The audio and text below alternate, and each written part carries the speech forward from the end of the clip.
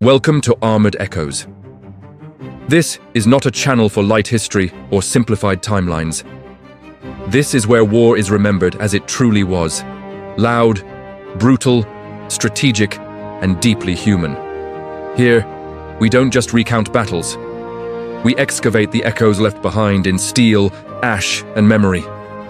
Every episode is built like a war film, paced like a frontline report, and grounded in historical truth. If you are here, you are not looking for comfort. You are looking for understanding. I'm Knightley. I am not a soldier. I never fired a shot in anger. But I have spent years walking through the aftermath of wars long ended. Archives thick with dust, photographs that still feel warm with fear. Diaries written by hands that never reached old age. I study war not to glorify it, but to confront it honestly. What drives me is simple. Wars shape the world you live in today, whether you notice it or not. Borders, technologies, ideologies, even your daily freedoms were forged in moments when everything was burning. To understand the present, we must stare directly into those fires.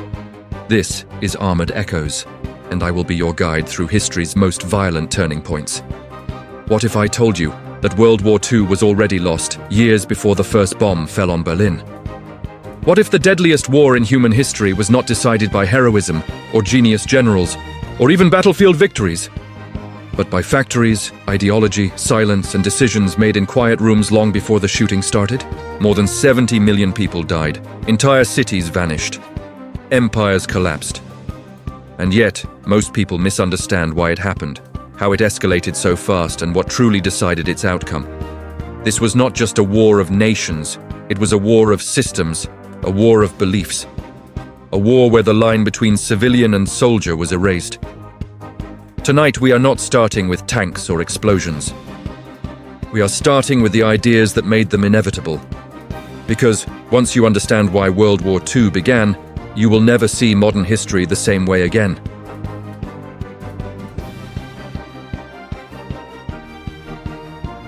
A world that never truly healed. World War II did not erupt suddenly in 1939. It grew slowly, silently, from the unresolved trauma of the First World War. Europe never healed. It merely learned how to hide its wounds beneath treaties, speeches, and fragile promises. The Treaty of Versailles was supposed to secure peace. Instead, it planted resentment. Germany was stripped of territory, crippled economically, and humiliated publicly. Hyperinflation erased life savings overnight. Veterans returned to streets where medals meant nothing and hunger meant everything. Out of this despair, anger fermented. And anger, when guided by ideology, becomes a weapon. The 1920s and 1930s were not a calm before the storm. They were the storm forming. Versailles, punishment disguised as peace. Versailles did not merely punish Germany, it branded it guilty. The War Guilt Clause declared an entire nation responsible for a global catastrophe. Reparations drained the economy. Military restrictions crushed national pride. For many Germans, democracy became synonymous with weakness. The Weimar Republic, born in defeat, was blamed for every hardship that followed. Political extremism flourished because moderation offered no answers. This environment did not create Hitler, but it made him possible. Versailles failed because it sought revenge instead of reconciliation. And history has shown again and again that humiliation is one of the most reliable fuels for future wars. The rise of fascism. Order through fear. Fascism promised clarity in a chaotic world. It offered simple answers to complex problems. Strength over debate, unity over diversity, obedience over doubt. In Italy, Benito Mussolini transformed fear of disorder into authoritarian control. In Germany, Adolf Hitler went further. He fused nationalism with racial mythology, turning politics into a crusade. Hitler did not merely want power, he wanted destiny. Nazi ideology framed history as a biological struggle. Nations were no longer political entities, but living organisms competing for survival. War in this worldview was not tragic. It was necessary, and peace was weakness. Lebensraum, the idea that made war inevitable. At the heart of Nazi expansionism was Lebensraum, or living space. Hitler believed Germany could not survive within its existing borders. To thrive, it had to expand eastward. Eastern Europe was not seen as sovereign land. It was seen as raw material. Slavic populations were labeled inferior. Their lands were to be seized, their labor exploited, their cultures erased. This was not conquest alone. It was colonization. Lebensraum turned invasion into ideology. Once accepted, war was no longer a choice. It was a biological necessity. The moment this idea took root in German state policy, Europe's fate was sealed. Appeasement, fear, wearing the mask of diplomacy. Britain and France had the power to stop Hitler early. They chose not to. Still traumatized by World War I, their leaders feared another bloodbath. When Hitler reoccupied the Rhineland, annexed Austria, and demanded the Sudetenland, they hesitated. The Munich Agreement of 1938 handed over Czechoslovakia without a fight. It was hailed as peace. In reality, it was surrender disguised as pragmatism. Appeasement did not prevent war. It gave Hitler a real wake-up call. The lesson was simple. No one would stop him. Every concession confirmed his belief that democracies were weak, divided, and afraid. Appeasement bought time, but only for the aggressor. The collapse of collective security. The League of Nations was designed to prevent another global war. It failed spectacularly. When Japan invaded Manchuria in 1931, the League protested. Japan ignored it. When Italy attacked Ethiopia in 1935, sanctions were imposed, but oil continued to flow. The message was clear. Rules existed. Enforcement did not. The League lacked teeth, unity, and the participation of key powers. Without real consequences, international law became a suggestion rather than a boundary. Aggressors learned quickly. The world would watch and do nothing. Japanese militarism, empire built on scarcity. While Europe drifted toward catastrophe, Asia was already burning. Japan was an industrial power without resources. It had coal, but little oil. Rubber, steel, and food had to be imported. As global tensions rose, Japan's leaders feared strangulation. The solution was empire. Japanese militarism fused nationalism with divine destiny. The emperor was sacred. Expansion was righteous. Resistance was treason. China became the first victim. Manchuria fell. Then Shanghai, then Nanjing. The brutality shocked the world. But again, outrage replaced action. Japan learned the same lesson as Germany. Force worked. Two theaters, one pattern. Germany and Japan never planned World War II together at first. They arrived at it independently, driven by different needs but guided by the same logic. Economic pressure led to expansion. Ideology justified violence. International weakness enabled aggression. Fascism in Europe, militarism in Asia, different faces, same trajectory. Both regimes believed that speed and decisiveness would overwhelm slower, divided opponents. And for a time, they were right. The war did not begin because the world lacked warnings. It began because the world ignored them. The Great Depression, gasoline on an open flame. The global economic collapse of 1929 shattered what little stability remained. Unemployment soared, trade collapsed, nations turned inward. Extremists blamed foreigners, minorities, and democracy itself. Economic desperation radicalized politics. People no longer asked whether leaders were moral. They asked whether they were strong. In Germany, the Nazi Party surged. In Japan, civilian government lost control to the military. In Italy, fascism hardened.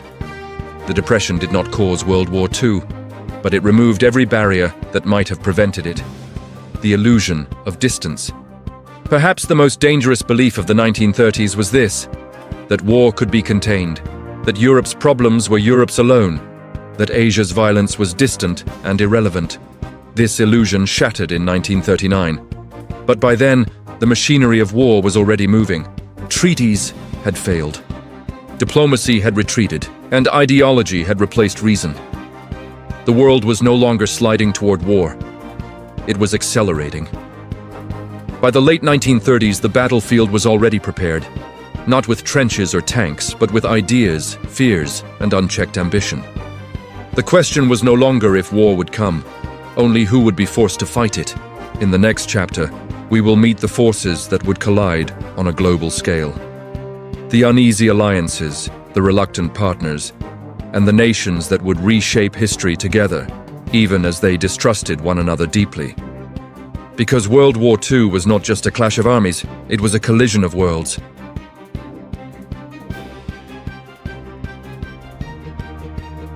When enemies become allies, the warring blocs of World War II. A war fought by uneasy partners. World War II was never a simple battle between good and evil. It was a collision of alliances built on fear, necessity, and temporary trust. Nations that despised one another stood shoulder to shoulder, not because they shared values, but because they shared enemies. Ideology did not disappear in wartime, it was postponed. Behind every handshake was suspicion. Behind every alliance was the question of what would happen when the war ended. This tension shaped strategies, delayed decisions, and ultimately defined the post-war world. To understand World War II, one must understand not just who fought, but why they tolerated one another long enough to win. The Axis powers, ambition united by force. The Axis powers were bound not by friendship, but by parallel hunger. Germany, Italy, and Japan shared a rejection of the post-World War I order. Each believed that the world had been unfairly divided and that only force could correct it. They signed treaties, they exchanged technology, they coordinated strategy when it suited them, but they never truly trusted one another. This was an alliance of convenience, not cohesion. Nazi Germany, the engine of total war Germany, was the core of the Axis war machine. Under Hitler, the state became an instrument of war. Politics, education, industry, and culture were all subordinated to military expansion. The economy was restructured for rearmament. Youth were trained for obedience. Dissent was eliminated. Germany did not prepare for war. It prepared to live through war. The Wehrmacht combined speed, coordination, and psychological shock. Early victories created an aura of invincibility that masked a fatal flaw. Germany was designed for short wars, not prolonged global conflict, and it would pay dearly for that assumption. Fascist Italy, grand dreams, weak foundations. Italy entered the war dreaming of a new Roman Empire. Mussolini wanted territory, prestige, and relevance. But Italy's industrial base was weak. Its military equipment was outdated. Its leadership was divided between propaganda and reality. Italian forces fought in North Africa, the Balkans, and the Mediterranean. They showed courage, but suffered from poor logistics and inconsistent command. Italy was an Axis power in name and ambition. In practice, it became a liability. By 1943, Italy collapsed from within, proving that ideology alone cannot compensate for structural weakness. Imperial Japan, honor, empire, and isolation. Japan's war was driven by isolation and fear. Cut off from resources and surrounded by Western colonial powers, Japanese leaders believed war was inevitable. They embraced the idea of preemptive violence and absolute sacrifice. The Imperial Japanese Army and Navy were disciplined, fanatical, and often ruthless. Surrender was dishonor, death was duty. Japan fought a different kind of war than Germany. Its battlefield was the ocean. Its weapon was endurance. But its greatest weakness was strategic isolation. Japan could conquer territory, but it could not replace losses at the pace required by industrial war. The Allies. Unity without unity. The Allied powers were a paradox. They claimed to fight for freedom, yet included empires and dictatorships. They preached democracy, yet relied on authoritarian allies. Their unity was born not of harmony, but of necessity. This contradiction haunted every major decision. The Allies did not trust one another, but they needed one another to survive. Britain, standing alone, then holding on. Britain entered the war first and for a time stood alone. After the fall of France in 1940, Britain became the last barrier between Nazi domination and the Atlantic. Its survival depended on air power, naval control, and national morale. The Battle of Britain was not just a military victory, it was psychological survival. Yet Britain was overstretched. Its empire was vast, its resources finite. Victory would require partners, and Britain knew it. The Commonwealth, the forgotten backbone. The British war effort was global. Canada supplied food, steel, aircraft, and training facilities. Australia and New Zealand fought across the Pacific and North Africa. India provided millions of soldiers, often without political representation. The Commonwealth was not a monolith. It was a network of obligation and exploitation. Yet without it, Britain could not have sustained the war. These nations fought not only for Britain, but for futures that would soon challenge imperial rule itself. The Soviet Union, an unlikely savior. No alliance was more uncomfortable than that between the Western Allies and the Soviet Union. Before 1941, Stalin had signed a non-aggression pact with Hitler. After Barbarossa, he became Hitler's greatest enemy. The Soviet Union bore the heaviest burden of the war. Entire cities were destroyed. Millions of soldiers and civilians died. Industry was dismantled and rebuilt east of the Urals under fire. The Red Army did not just stop Germany. It broke it. Yet Stalin was never fully trusted. His motives were questioned, his ambitions feared. Cooperation was constant. Confidence was not. The United States, the arsenal of democracy. The United States entered the war late, but decisively. Before Pearl Harbor, America supplied the Allies with weapons, vehicles, and food. After December 1941, it unleashed its full industrial capacity. Factories ran day and night. Assembly lines became weapons. Production eclipsed strategy. The United States did not just fight wars. It manufactured victory. Its geographical isolation protected it.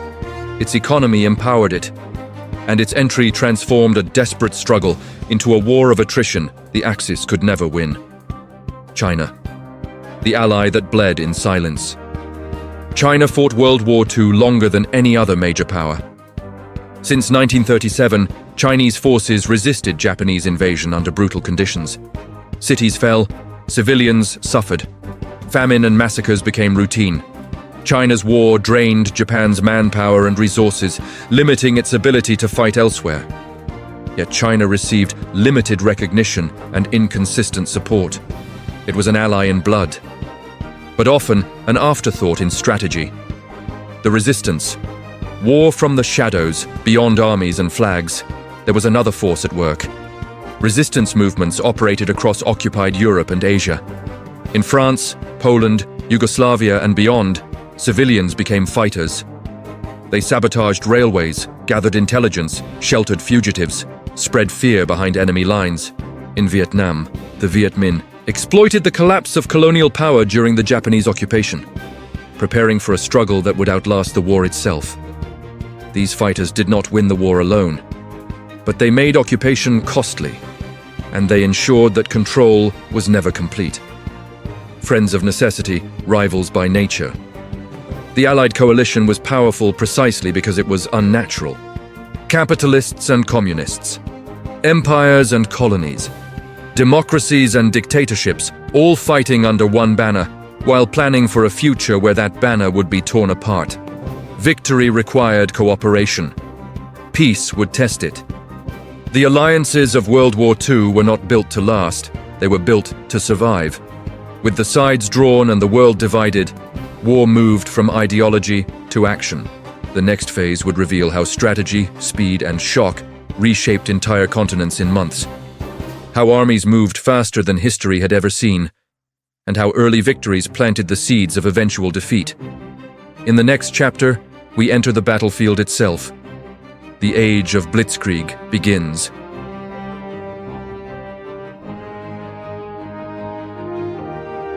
Turning points of fire and steel. The main phases and strategic milestones of World War II, war in motion. When speed became a weapon, World War II shattered every assumption about how wars were fought. In previous conflicts, armies crawled. Front lines moved slowly, battles were measured in months. In this war, entire nations collapsed in weeks. Speed, coordination, and shock became deadlier than sheer numbers. This was not accidental. It was engineered. The war unfolded in distinct phases, each defined by a new way of killing, moving, and thinking. Every phase reshaped the balance of power. Every milestone carried consequences far beyond the battlefield. Blitzkrieg, the lightning that broke Europe, 1939-1941. Germany's early victories stunned the world. Blitzkrieg, or lightning war, was not just fast movement. It was a system. Tanks punched through weak points. Aircraft paralyzed communication. Infantry followed to encircle and annihilate. Poland collapsed in weeks. Denmark fell in a day. France, the strongest army in Europe on paper, surrendered in 6 weeks. This was psychological warfare as much as military conquest. Enemy commanders were overwhelmed before they could react.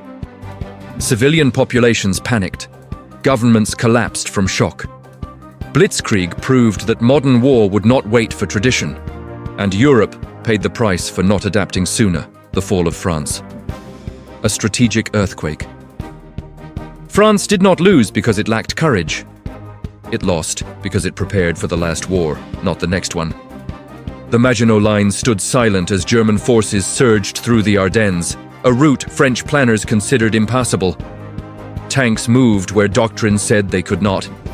Radios coordinated movement faster than messengers ever could. Paris fell without a last stand. Europe watched in disbelief. The fall of France transformed the war overnight. Britain was isolated. Germany dominated the continent. And the myth of German invincibility took hold.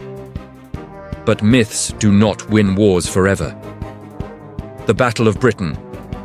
Air power decides survival. With Europe under its control, Germany turned toward Britain. Operation Sea Lion, the planned invasion, depended on air superiority. The Luftwaffe launched a massive aerial campaign to destroy the Royal Air Force. The skies became the battlefield. British pilots, outnumbered and exhausted, relied on radar, coordination, and determination. Factories replaced lost aircraft faster than Germany expected. Pilots fought multiple missions per day. This was not just a military contest. It was a national test of endurance. Britain survived. And with that survival, Germany suffered its first strategic failure. Operation Barbarossa, the war turns global, 1941. On June 22, 1941, Germany invaded the Soviet Union. It was the largest military invasion in human history. Over 3 million troops crossed the border. Thousands of tanks and aircraft followed. Hitler believed the Soviet Union would collapse within months. He underestimated distance, climate, and resistance. Barbarossa transformed the war instantly. What had been a European conflict became a global one. The Eastern Front would consume the majority of German manpower, resources, and attention. From this moment forward, Germany was fighting a war it could not quickly end. The Eastern Front, a war of annihilation. This was not a conventional campaign. On the Eastern Front, ideology dictated brutality. Nazi policy treated Soviet territory as expendable and its people as subhuman. Civilians were targeted. Villages burned. Prisoners starved. The Soviets responded with total mobilization.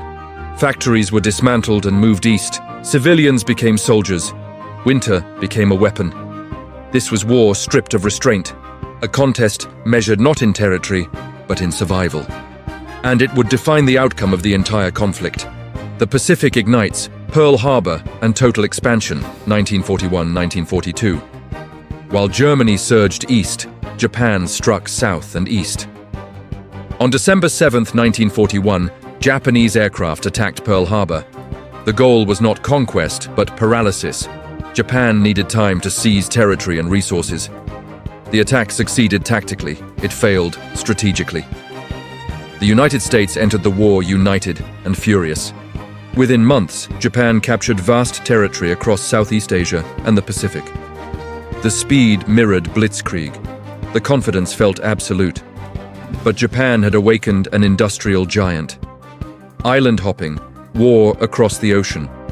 The Pacific War was unlike anything seen before. There were no continuous front lines, only islands. Each one a fortress, each one soaked in blood. The American strategy of island hopping bypassed heavily fortified positions, cutting them off and advancing toward Japan itself. It was slow, methodical, and brutally expensive. Iwo Jima, Guadalcanal, Okinawa. Every landing revealed the same truth. This would be a war without surrender. The turning points: when momentum died, 1942-1943. Every war has moments when the tide shifts. For World War II, those moments came almost simultaneously across the globe. At Midway, American intelligence ambushed the Japanese fleet, destroying 4 aircraft carriers. Japan lost the ability to conduct large-scale offensive operations.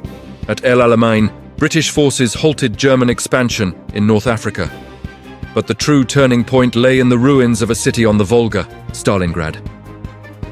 The breaking point. Stalingrad was not strategically vital at first. It became symbolically essential. Street by street, room by room, soldiers fought in conditions beyond human tolerance. Winter froze weapons. Hunger killed faster than bullets. The German Sixth Army was encircled, supplies failed, escape was forbidden. In February 1943, what remained surrendered. Stalingrad shattered the myth of German invincibility. From that moment on, Germany would retreat. The Eastern Front became a slow, grinding collapse. Kursk, the last German gamble. In 1943, Germany attempted one final offensive. At Kursk, the largest tank battle in history unfolded. Thousands of armored vehicles clashed in open fields. The Soviets were ready. German losses were catastrophic. Their reserves were gone. From Kursk onward, the Red Army advanced relentlessly westward, absorbing losses and replacing them with overwhelming numbers and industrial output. The outcome of the war was no longer in doubt, only its cost. The long road back. D-Day and the fall of Germany, 1944-1945. While the Soviets advanced from the east, the Western Allies prepared their return to Europe.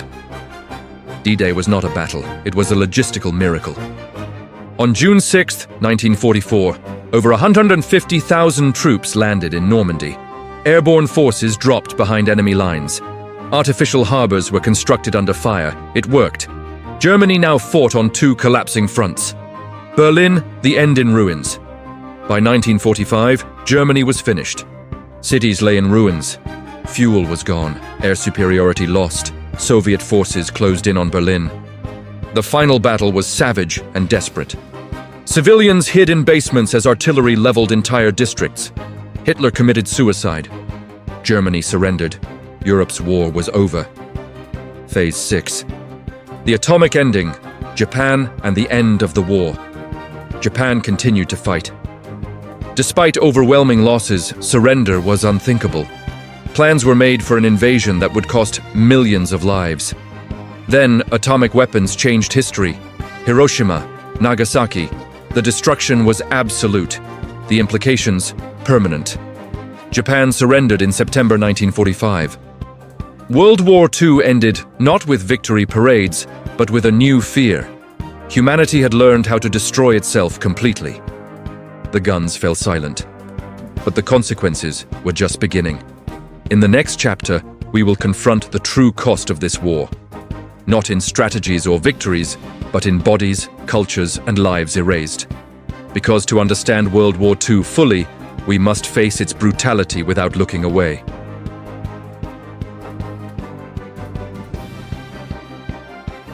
The true cost of victory, brutality, numbers, and uncomfortable truths. When war consumes everything, World War II was not only fought on battlefields, it invaded kitchens, classrooms, factories, hospitals, and graves. For the first time in history, civilians were not collateral damage, they were primary targets. Entire economies were redesigned for killing. Science, industry, and bureaucracy merged into machines of destruction. This was not chaos, it was organized brutality.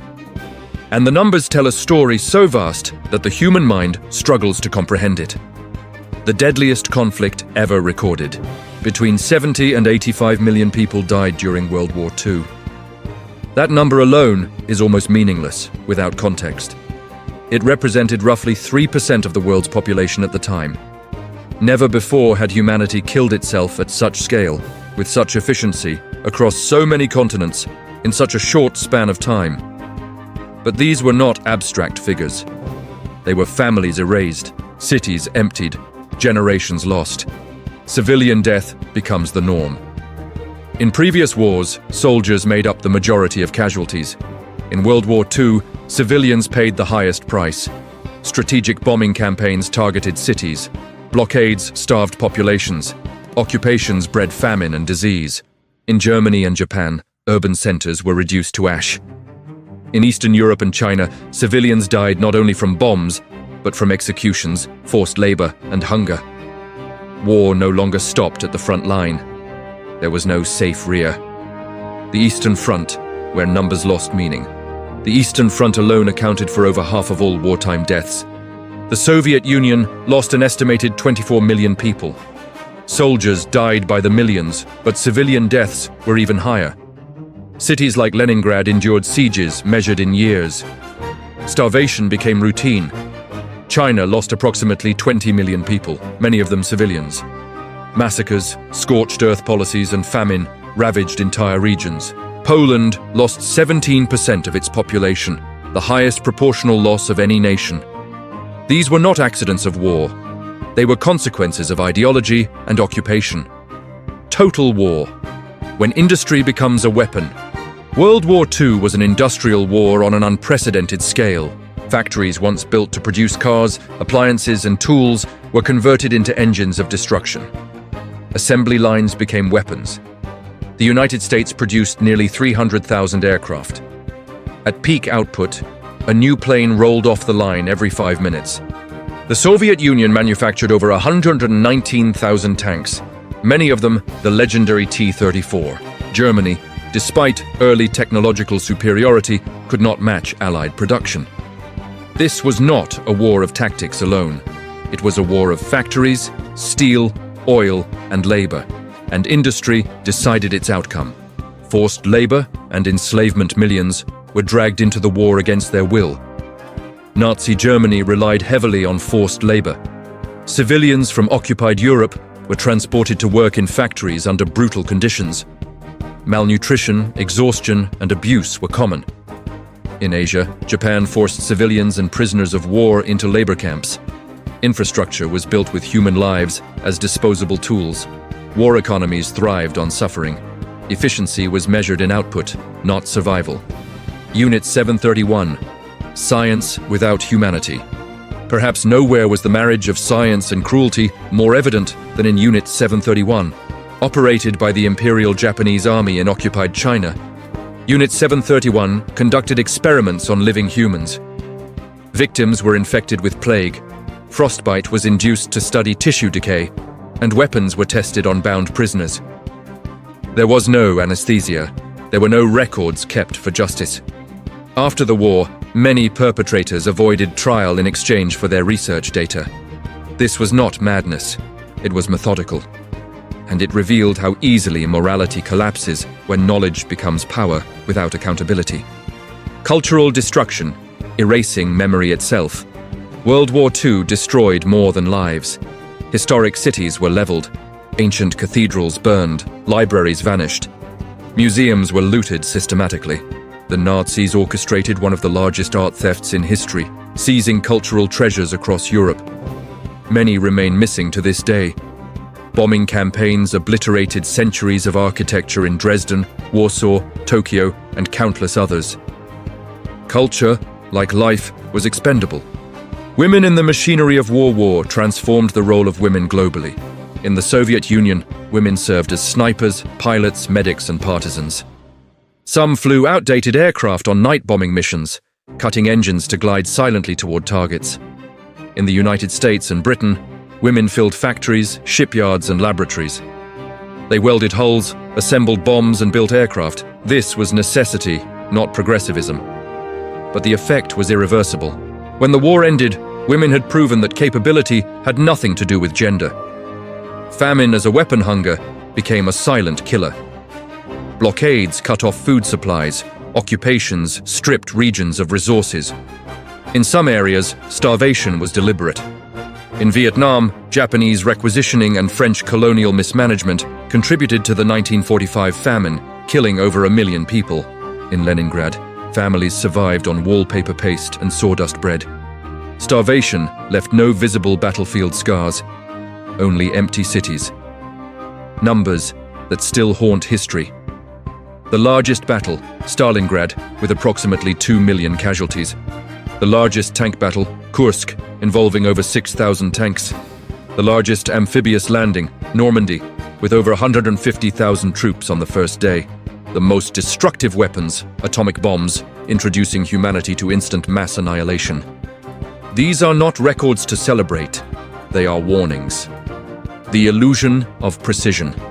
World War II introduced advanced targeting, radar, and planning, yet destruction was rarely precise.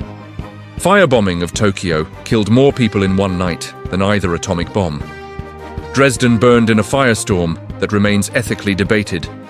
These acts were justified as military necessity.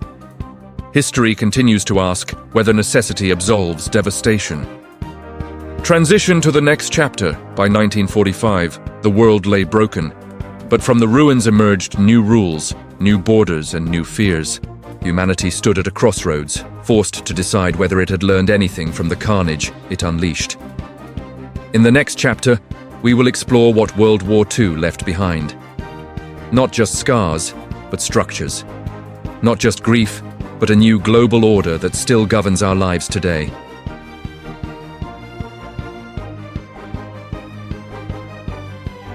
After the guns fell, silent legacy, and the birth of a new world order victory without peace. World War II ended in 1945. Peace did not. The fighting stopped, but the consequences began to unfold immediately. Cities lay in ruins.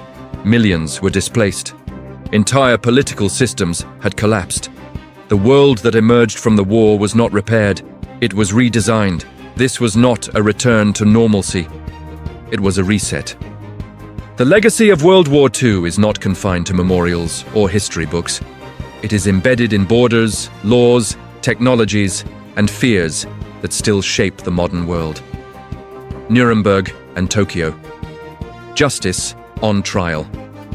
For the first time in history, national leaders were held accountable for crimes against humanity. The Nuremberg trials prosecuted Nazi officials not merely for starting a war, but for genocide, mass murder, and systematic brutality. Following orders was rejected as a defense. In Tokyo, Japanese military and political leaders faced similar trials for atrocities committed across Asia. These tribunals established a radical principle. There are crimes so severe that sovereignty does not protect those who commit them. International law was no longer theoretical. It had teeth. A new moral baseline. The trials reshaped global ethics. Genocide was named. War crimes were defined. Human rights were codified. The horrors of the Holocaust forced the world to confront what happens when law fails and ideology replaces humanity. This reckoning led directly to the Universal Declaration of Human Rights. It was not a guarantee, but it was a line drawn in history. Never again was the promise. Whether it would be kept remained uncertain. The birth of Israel, a nation from ashes. The Holocaust changed the Jewish question forever. 6 million Jews had been murdered. Survivors had nowhere to return. Europe was a graveyard, not a homeland. In 1948, the State of Israel was established. This was not merely a political decision. It was a response to catastrophe, a belief that survival required sovereignty. But the creation of Israel also ignited new conflicts. Displacement of Palestinians followed. Tensions hardened. In war, replaced diplomacy. The legacy of World War II did not end suffering. It shifted it. The United Nations, hope forged from failure. The League of Nations had failed. The United Nations was designed not to. Founded in 1945, the UN aimed to prevent another global catastrophe through dialogue, collective security, and cooperation. Its structure reflected wartime realities. The Security Council granted veto power to the victorious powers, institutionalizing their dominance. The UN was flawed from birth, but it represented a commitment to talk before killing. In a world armed with nuclear weapons, that commitment mattered. The Cold War, allies turn adversaries. The alliance that defeated the Axis fractured almost immediately. The United States and the Soviet Union emerged as superpowers with incompatible worldviews. Capitalism and communism stared at each other across the ruins of Europe. Germany was divided. Berlin became a symbol. An invisible line called the Iron Curtain split the continent. This was not peace. It was a different kind of war. The Cold War was born from World War II's unresolved tensions. Ideological conflict replaced open battle, but the threat of annihilation loomed constantly. Nuclear weapons, a new fear enters history. The atomic bomb changed everything. For the first time, humanity possessed the means to destroy itself entirely. Deterrence replaced defense. Survival depended on restraint. Nuclear weapons ended World War II. They defined the world that followed. Every major decision since has been made under their shadow. The question was no longer how to win wars. It was how to avoid ending civilization. Technology. Progress born from destruction. War accelerated innovation at terrifying speed. Radar transformed detection. Jet engines revolutionized travel. Early computers cracked codes and calculated trajectories. Penicillin saved millions. These technologies reshaped civilian life. Air travel became global. Medicine advanced decades in years. Information processing laid the foundation for the digital age. World War II proved that war is humanity's most brutal accelerator of progress. Whether that progress justified the cost remains an open question. Decolonization. The collapse of empires. Europe emerged from the war exhausted and bankrupt. Britain and France could no longer sustain their empires. Colonial soldiers returned home with weapons, training, and political awareness. Across Asia and Africa, independence movements surged. In Vietnam, the collapse of Japanese occupation and French authority created a power vacuum. In 1945, independence was declared. World War II shattered the myth of European invincibility. Colonialism, already weakening, began its final collapse, redrawing the map of the world. The conferences at Yalta and Potsdam reshaped borders before the war even ended. Germany was divided. Eastern Europe fell under Soviet influence. Japan was occupied and restructured under American supervision. These decisions were pragmatic, not just. They traded one form of control for another. The New World Order prioritized stability over self-determination, and the consequences of those choices still echo today. Memory as a battleground. The legacy of World War II is contested. Nations remember victory and suffering differently. Some emphasize heroism, others mourn loss, some avoid responsibility. History itself became political. What is remembered shapes identity. What is forgotten shapes repetition. World War II did not end in 1945. It continued in textbooks, monuments, and national myths. Transition forward. The war left behind a new architecture of power, fear, and hope. But beneath treaties and institutions lay a deeper question. What had humanity truly learned? To answer that, we must look beyond governments and systems and listen to individual voices, diaries, letters, and memories from those who lived inside the war itself. In the next chapter, we descend from the global to the personal. Because history is not only written by nations, it is lived by people.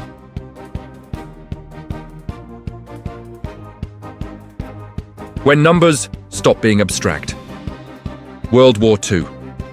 Through record-breaking figures, the scale no mind was built to hold human beings, understand stories. We struggle with numbers. World War II is often summarized through statistics because language fails to contain its magnitude. Yet even numbers, when large enough, lose clarity. They blur into abstraction. This chapter forces those numbers back into focus, not as trivia, not as spectacle, but as evidence of a war so vast it bent reality itself. Every figure represents pressure, sacrifice, and irreversible loss. The deadliest war in human history. World War II claimed an estimated 70 to 85 million lives. That is more than all previous wars combined. At its peak, the war killed people faster than they could be counted. Entire populations disappeared before statistics could catch up. This was not simply high-casualty warfare. It was mass death, industrialized, and no nation escaped untouched. Nations that paid the highest price. Some countries lost soldiers, others lost societies. The Soviet Union suffered the greatest absolute loss, with approximately 24 million dead. Entire regions were depopulated. Villages vanished from maps. China followed closely, with around 20 million deaths, many of them civilians caught in prolonged occupation and famine. Germany lost between 7 and 8.5 million people, including civilians killed by bombing and displacement. Poland lost approximately 6 million people, nearly 1 in 5 citizens, making it the nation with the highest proportional loss. These numbers are not comparable in suffering, but together they define the war's brutality. A war that devoured civilians. For the first time, civilian deaths exceeded military casualties. Strategic bombing campaigns turned cities into targets. Siege warfare starved populations. Occupations imposed terror. In some regions, simply being alive was a liability. Children, the elderly, and the infirm died not because they fought, but because they existed in the wrong place at the wrong time. This was the war where innocence lost its meaning. Industrial output as a weapon. In World War II was a competition of production. The Allies, particularly the United States, transformed civilian industry into a machine of war. The United States produced nearly 300,000 aircraft, more than Germany and Japan combined. At its peak, American industry produced 1 aircraft every 5 minutes. The Soviet Union manufactured approximately 119,000 tanks, including the T-34, often described as the most effective tank of the war. Germany produced advanced weapons, but could not match volume. In this war, quantity became a form of strategy. The armored war, steel-on-steel tank warfare, reached unprecedented scale. At Kursk, over 6,000 tanks clashed in the largest armored battle in history. The ground shook, fields burned, crews fought blind inside metal coffins. Tanks were not symbols of invincibility. They were consumables, destroyed by the thousands, replaced by the thousands. This was not heroism, it was arithmetic. Air war records that redefined the sky. Never before had the sky been so crowded with death. Over 500,000 aircraft were produced globally during the war. Strategic bombing flattened cities across Europe and Asia. The air war erased the boundary between front line and home front. From London to Tokyo, no city was beyond reach. Air superiority became the key to survival. Without it, armies and civilians alike were exposed. Naval power on an unimaginable scale. The oceans became factories of steel. The United States alone built over 8,000 naval vessels, including 27 fleet aircraft carriers. This production created the most powerful navy in human history. Naval warfare evolved from battleship duels to carrier-based air power. Control of the sea now meant control of supply, movement, and destiny. The Pacific War was decided not by armies marching, but by ships built faster than they could be sunk. Financial cost beyond comprehension. The estimated financial cost of World War II exceeds $4.1 trillion when adjusted for modern value. This does not include long-term rebuilding, lost productivity, or psychological damage. It represents the largest expenditure humanity has ever made toward its own destruction. And it still does not capture the true cost. Records written in blood. Largest battle, Stalingrad, with approximately 2 million casualties. Largest amphibious assault, Normandy, over 150,000 troops landed on the first day. Most destructive single weapons, the atomic bombs dropped on Hiroshima and Nagasaki. Fastest military mobilization, entire national economies converted in months. These are not achievements, they are warnings engraved into history. When numbers lose their humanity. At a certain scale, numbers become shields. They protect us from emotional impact. They allow distance. But behind every statistic is a face that never grew old, a family that never recovered, a future that never happened. World War II is not remembered because of its records. It is remembered because those records represent a breaking point for civilization itself. Transition to the next chapter. Statistics explain scale. They do not explain experience. To understand the war beyond numbers, we must listen to the voices buried beneath them. The letters written in trenches, the diaries hidden in attics, the memories carried by survivors who never escaped the war, even after it ended. In the next chapter, we move closer to the ground, into the words of those who lived and died inside history itself.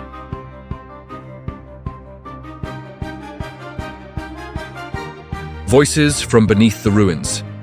Stories from the front lines. History has a human voice.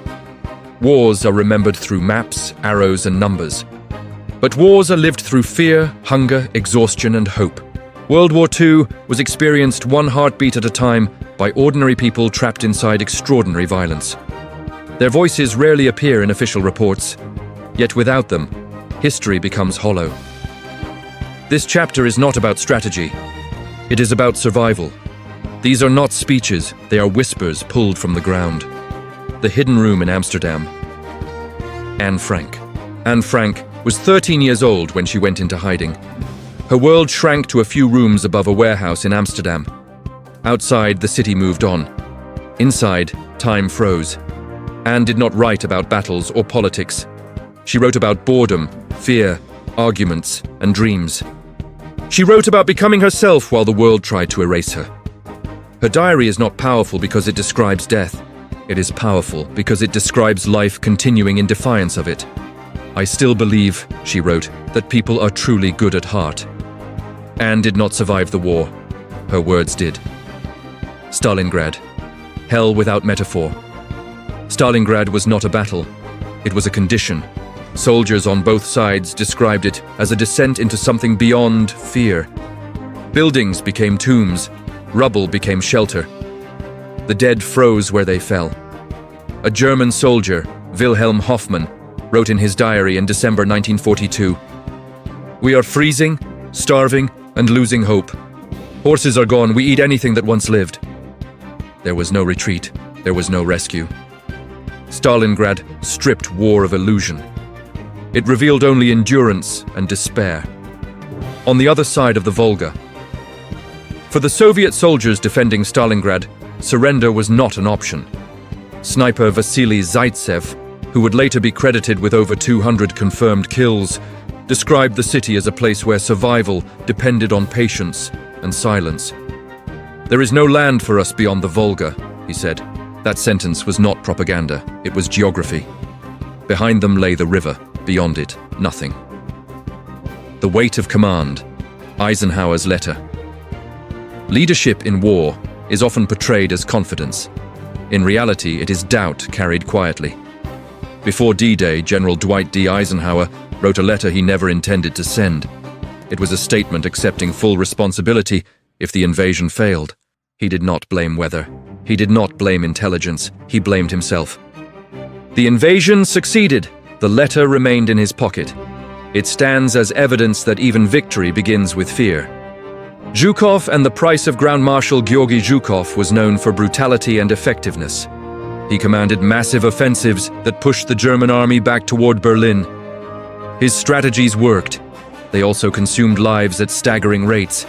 Zhukov once reflected, "Every step toward Berlin cost us blood." There was no poetry in his assessment, only arithmetic.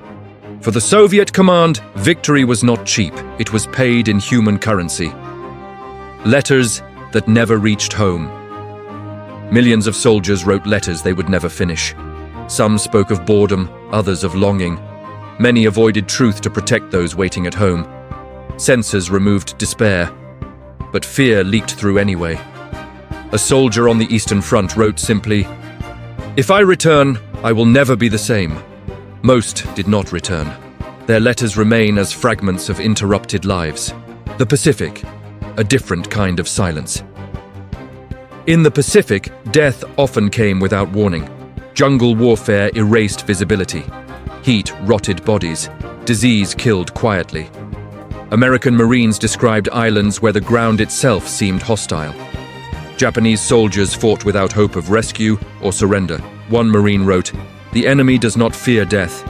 That makes him impossible to frighten." The Pacific War was intimate and relentless. No front lines, no mercy. Civilians under occupation. For civilians, survival meant adaptation. In occupied France, resistance fighters hid weapons beneath floors. In Poland, families hid neighbors at the risk of execution. In China, villages learned to flee at the sound of engines. Occupation was not passive. It was daily negotiation with terror. Civilians were not observers. They were participants without uniforms. Silence after survival. For many who lived through the war, silence followed. They did not speak of what they saw, not because they forgot, but because words failed. Trauma became inheritance, passed through behavior, not stories. The war ended on paper. For survivors, it never fully stopped. Why these voices matter. Statistics explain scale. Strategies explain outcome, but voices explain cost.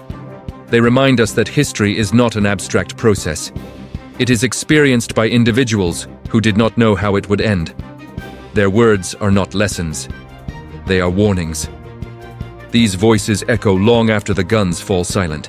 Yet among them, there is a set of voices often overlooked. Not because they were quiet, but because history chose not to listen. In the next chapter, we turn to those voices. The women who fought, built, healed, and spied. The war could not have been fought without them.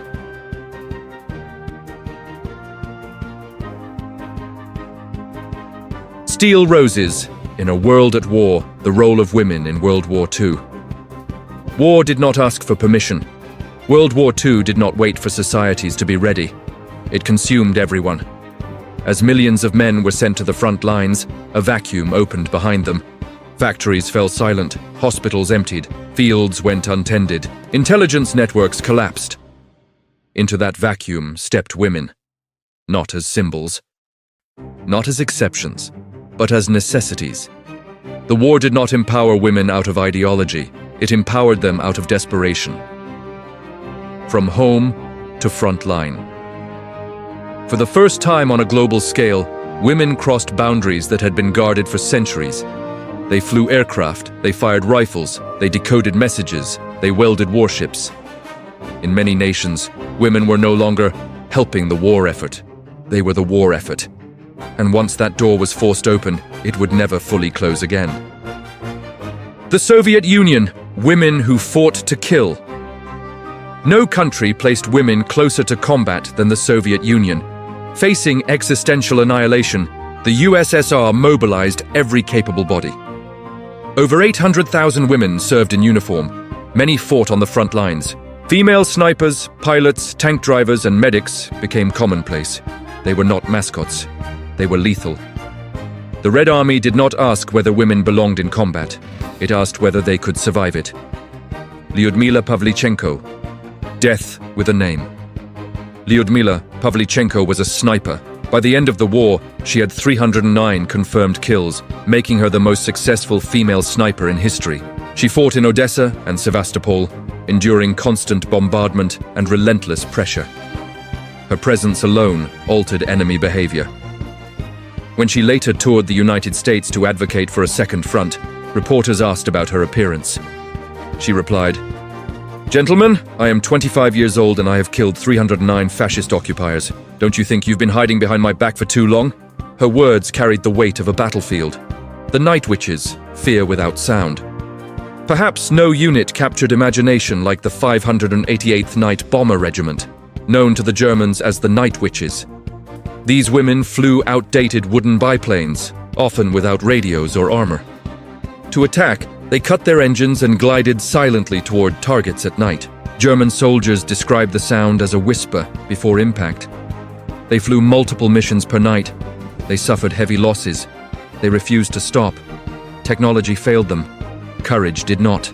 Nurses, medics, and the space between life and death. Not all women fought with weapons. Millions served as nurses and medics, working under fire, exhaustion, and scarcity. They treated horrific wounds with limited supplies. They comforted dying soldiers whose names they would never know. In field hospitals, women became the last human face many soldiers ever saw. They were not shielded from trauma, they absorbed it. And when the war ended, their scars remained invisible. Intelligence and espionage. Power without uniforms. Some of the most dangerous roles women held were unseen. Women moved through occupied territories with less suspicion. They carried messages, weapons, and intelligence across borders and checkpoints. Virginia Hall, an American working with British intelligence, operated in Nazi-occupied France with a prosthetic leg. Despite relentless pursuit, she organized resistance networks and coordinated sabotage.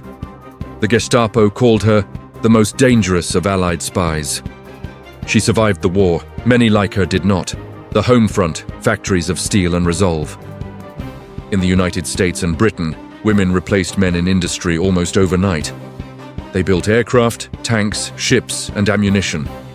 They worked 12-hour shifts in deafening factories. Accidents were common. Protection was minimal.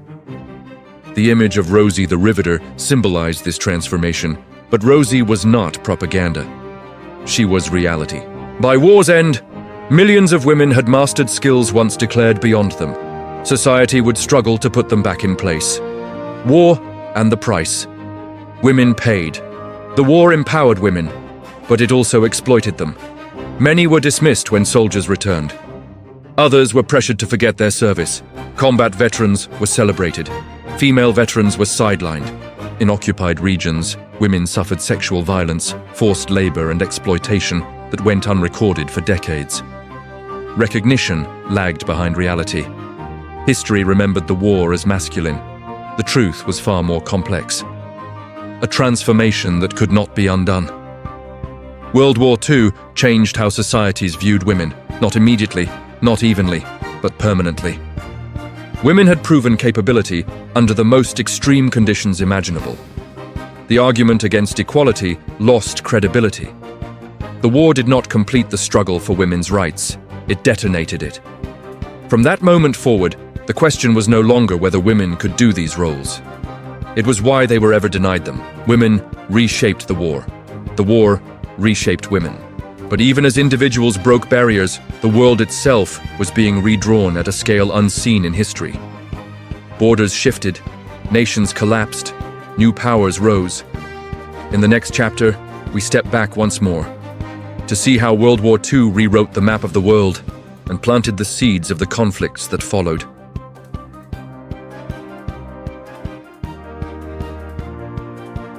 In lines drawn in the ashes, how World War II redrew the world. After 1945, when victory meant rearrangement, the war ended. The map did not survive. World War II destroyed not only cities and lives, but the political geography of the planet. Borders that had existed for centuries were erased. New nations appeared overnight. Empires collapsed under their own weight. This was not a natural evolution. It was a negotiated outcome. The post-war world was shaped in conference rooms as much as on battlefields, and the decisions made there continue to define global tension today. Germany, a nation. Cut in two. Germany paid the most visible geopolitical price. After surrender, the country was divided into 4 occupation zones controlled by the United States, Britain, France, and the Soviet Union. What was meant to be temporary hardened into permanence. 2 German states emerged: West Germany, aligned with capitalist democracies; East Germany, aligned with the Soviet bloc. Berlin, deep inside East Germany, was also split. The city became a symbol of division, of ideology, of a world now separated by invisible walls. Japan, defeat, occupation, reinvention. Japan emerged from the war shattered. Its cities lay in ruins. Its military was dismantled, its empire dissolved. For the first time in its history, Japan was occupied by a foreign power. Under American supervision, Japan adopted a new constitution. The emperor was stripped of divine status. War was renounced as a national right. Japan was transformed from a militaristic empire into a pacifist state. This transformation was imposed, but it endured. Japan would re-emerge not as a conqueror, but as an economic power. The Iron Curtain falls across Europe. Eastern Europe entered a new era of control. As Soviet forces liberated territories from Nazi occupation, they remained. Communist governments were installed across Poland, Hungary, Czechoslovakia, Romania, and beyond. This was not liberation as the West defined it. It was replacement. Winston Churchill described this division as an iron curtain descending across the continent. Europe was no longer one political space, it was two hostile worlds. The rise of two superpowers. World War II eliminated old centers of power. Britain and France were exhausted. Germany and Japan were defeated. The vacuum was filled by two nations untouched by invasion and empowered by victory. The United States and the Soviet Union emerged as superpowers. Their rivalry would shape every major conflict for the next half-century. This was a bipolar world. Neutrality became dangerous. Alignment became survival. The Cold War map takes shape. The division of Europe was mirrored globally.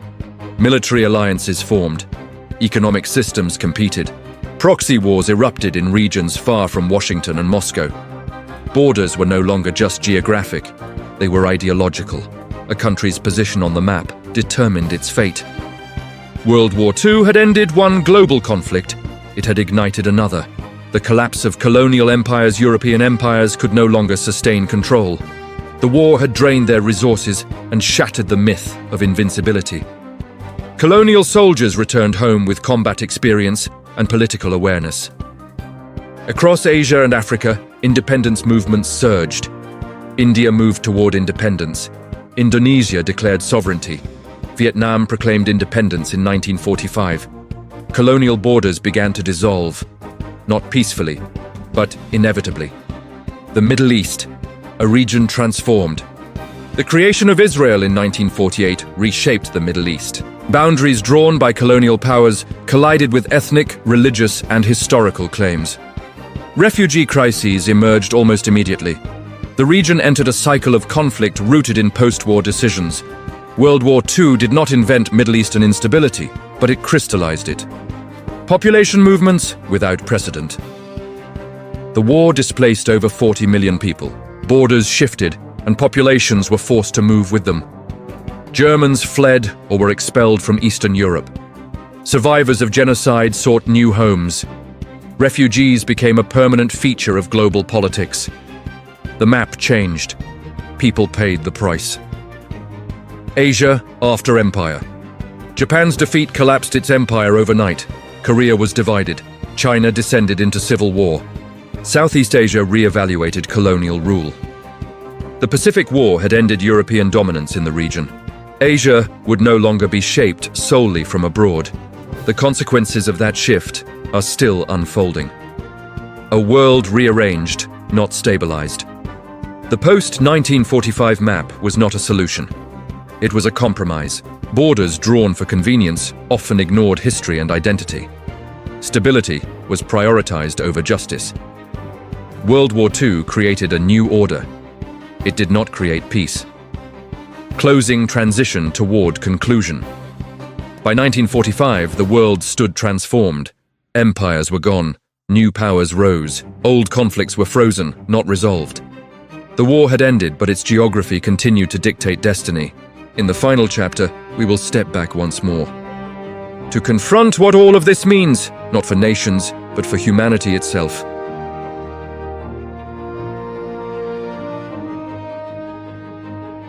References and source materials. The following sources form the factual backbone for the data, statistics, and historical assessments referenced throughout this documentary. They were selected for academic credibility, cross-verification, and frequent citation in modern World War II scholarship. Official archives and institutions: National Archives and Records Administration USA, United States Holocaust Memorial Museum, Imperial War. Museums, United Kingdom. Russian State Military Archive, Bundesarchiv, Germany. These archives provide primary documents on military operations, casualty figures, occupation policies, and post-war restructuring. Authoritative historical works: Richard Overy, Why the Allies Won. Anthony Beevor, Stalingrad and the Second World War. Max Hastings, All Hell Let Loose. John Keegan. The Second World War, Ian Kershaw. Hitler, 1936-1945. Nemesis. These works support strategic analysis, battlefield accounts, and leadership decisions cited in earlier chapters. Casualty and statistical data. World War II casualty, Estimates, United Nations Historical Statistics Division. These sources underpin figures on military and civilian deaths, population displacement, industrial output, and wartime mobilization, including women's participation and record-scale measurements, Women in War and Intelligence, Lyudmila Pavlichenko memoirs, and Soviet military records. Imperial War Museum's Oral Histories on Women in Wartime Industry, CIA and SOE declassified files on wartime espionage. These sources support accounts of female combatants, resistance fighters, nurses, and intelligence operatives. Post-war borders and geopolitics, Potsdam Conference records, Yalta Conference proceedings, United Nations founding documents 1945. These materials inform analysis of territorial changes, occupation zones, decolonization, and the emergence of the Cold War order. Personal testimonies and diaries. Inlan Frank, the diary of a young girl. Frontline letters and diaries from German, Soviet, American, and Japanese soldiers archived by national museums. These testimonies ground the narrative human perspective presented in frontline chapters. Closing note. History is not built on a single source. It emerges where documents, statistics, and human voices intersect. Every figure cited represents lives lived, choices made, and consequences endured. This war ended in 1945. Its evidence still speaks. Final reflection and gratitude. World War II ended with signatures on paper, but its consequences never truly stopped. The borders it redrew still divide nations. The ideologies it unleashed still shape conflict. The trauma it created still echoes through generations. This war was not inevitable because of fate. It happened because of choices. By remembering how the world fell apart, we learn how fragile peace truly is. At Armored Echoes, we believe history should not be distant or silent. It should speak clearly, honestly, and without illusion. Not to glorify violence, but to understand its cost. If this documentary has made you pause, reflect, or question what you thought you knew, then it has done its job. Thank you for spending your time with us. Thank you for listening to the echoes of history. And thank you for helping keep these stories alive. Until the next chapter, this is Armored Echoes. Disclaimer. This documentary series is intended for educational and historical purposes only. All events, figures, and interpretations are based on widely accepted historical research, archival records, and reputable secondary sources available at the time of production. Casualty numbers and statistics are presented as estimates and may vary between sources due to the scale and complexity of World War II. The narrative approach emphasizes storytelling to enhance understanding and engagement. This does not imply endorsement of any ideology, political system, or military action depicted. Individual experiences and testimonies represent personal perspectives and do not claim to reflect the full experience of all participants. The creators acknowledge the immense human suffering caused by the war and aim to preserve historical memory with respect, accuracy, and responsibility.